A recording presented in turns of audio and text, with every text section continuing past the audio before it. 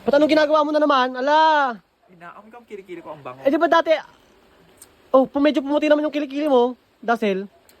Kasi, ano bang ginagamit ko? Asan na ba yung ginagamit mo? Ubus na, no? Yes. Ah, ito, oh, gamitin mo ulit yan. Oh, Yan. saan ka bumili nito? Ha? Saan ka bumili nito? Sa TikTok. Tapos kuhan, pahid mo sa kilikili mo. Gamit, go, lagay mo sa jam. O, di ba? Hindi Pwede lang. na sa singit, Oh, sa pwede sa- tuhod, sa budhi mo, pwede Budhi- para para mag-light-light naman, kahit kaunti.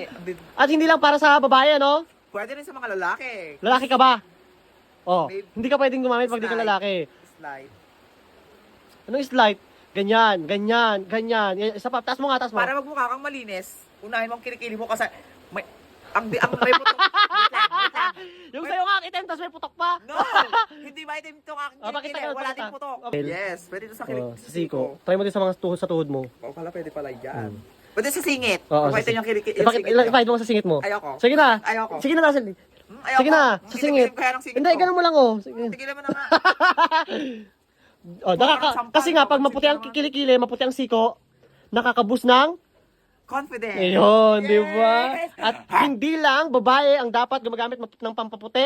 Dapat din, tayo din kayo din mga lalaki. Tama, tama, tama.